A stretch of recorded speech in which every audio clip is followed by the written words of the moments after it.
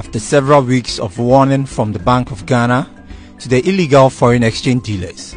The illegal foreign exchange dealers running helter-skelter to escape arrest by the Ghana Police Service. The distress action was mainly taking place at the Central Business District of Accra.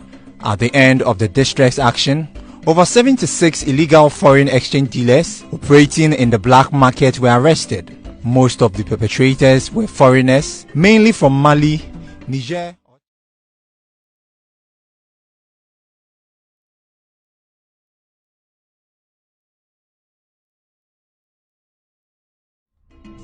The black market dealers are said to be contributing to the rapid fall of the cedi to the dollar and other major foreign currencies. According to the Bank of Ghana, this is a measure to save the fast depreciating cedi. Speaking to Joy Business, head of Forex Exchange Bureau at the Bank of Ghana, Adjoa Konedu Toto, indicated that the exercise will continue in other parts of the country in the coming days. As long as we have them on our streets, we need to clean the streets and we need to have licensed ones coming into our central bank to pick their license and paying the necessary taxes that will let the country grow well. It has been a lot of, it's causing a lot of havoc to our Ghana cedis, our sole currency. And even though we keep on telling everybody to engage with the licensed ones, we see a lot of people, and most of them are not licensed. Today, the people we arrested are not even Ghanaians, and they come into our system and distort everything that we think is lawful. So it's just that it is something the police and law enforcement agencies must do. And we came in from Bank of Ghana to collaborate, to give them the muzzle to do the needful. So I believe that the police will continue, other law enforcement agencies will come after those who don't have license. She, however, maintained that members of the public who patronize the activities of black markets are equally guilty before the law. Bank of Ghana, together with Ghana Police Service, decided to undertake this long-awaited clamping of illegal foreign exchange dealers from the streets of Accra. And it is something that we intend to do across the country.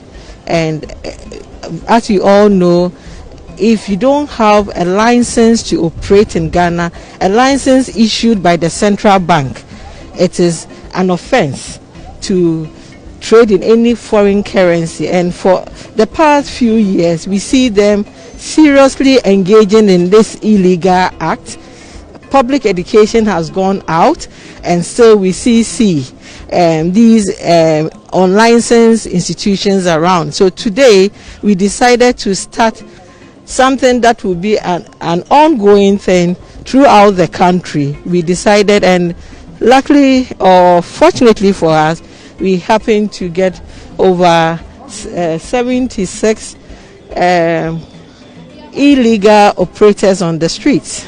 And we are saying that it is important that the general public desist from engaging in business with these unlicensed ones. The bank went ahead to issue a statement to deter others from trading from illegal foreign exchange dealers. Head of Financial Stability, Dr. Joseph France, also had this to say on illegal foreign exchange dealers as well as forex bureaus engaged in such acts. We are able to, sensitize the public. Once we get the alert, we conduct surveillance onto the market, and we get some of these. And with the help of the public, and that tells you how some people are getting to understand and appreciate what we do. So some of these things come to us. People are getting to send us information, send us one alert or the other, send us a few things. In this part of the world, it's very difficult for one to report, like you said, reporting a brother or reporting someone who lives in the vicinity and so on. But gradually, people are getting to know that you shield these people and you are creating problem for everybody, including yourself. So we are getting some bits and pieces of information as to who is doing what, and then we go after such people. Such people who are unlicensed, we easily put their names out there, like we published last time. These are faceless people who are not even in our system. You go to Registrar Generals, you won't find them. They are somewhere else and they are operating. And but when we empower the public, for the public to know that these people are Shylocks who, once they get hold of you, will cut you into pieces and will get hold of your money and probably take advantage of you. Obtain receipts, number one, and obtain identity, number two. This is pasted in the bureau. So the public should assist in this regard, that you purchase forests and you have to ensure that the bureau gives you receipt. You're going to purchase forests, you give out your ID. The ID is not supposed to, the ID helps you yourself, the purchaser who is going to purchase.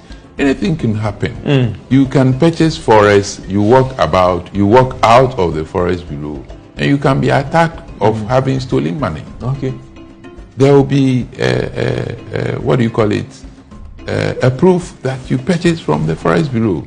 You purchase money from the Forest Bureau, you're going to put it in your account, and you could be arrested for having, so anything, I'm just citing these examples. So getting your identity to the Forest Bureau operator, that don't mean that you are under the radar. That doesn't mean that you're under investigation. It's just a proof that ABC came to the bureau and purchased this. You understand? So gradually we are sensitizing the public, but we think that the public should also be cooperative in helping the bureaus to also, execute this thing, which is an obligation, than to just walk into a bureau and say that I don't want my card, I don't want my identity to be given. If you are not prepared to collect, I'll move to the next person who will, so that if you have all the bureaus not accepting, you will cooperate.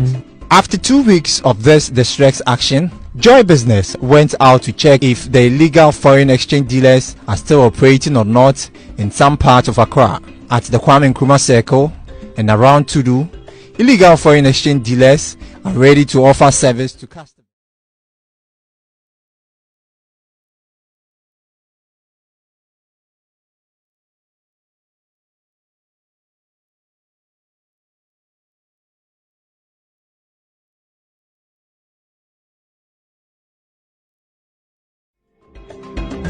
The number is increasing as the day goes by. This raises a lot of questions on the efficacy of the distress action. What is the next way for the Bank of Ghana? Is there a possibility of the bank going back to the street with the Ghana Police Service to still chase illegal foreign exchange dealers when the cedi is still depreciating? If truly this contributes to the cedi depreciation, why not have a long-term plan? But the Supervision Department is quite thorough and monitors and supervises the institutions, go through the books of the institutions.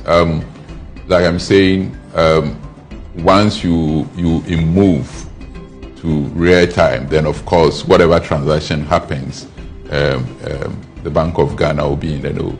Otherwise, there may be some gaps, but that is not to say that the central bank does not know what goes. After the distress action, some say the central bank and the Ghana Police Service were arresting nail cutters and beggars on the street of Accra. When are we to expect the nationwide distress action? These and many more questions need to be answered. Reporting for Joy Business, James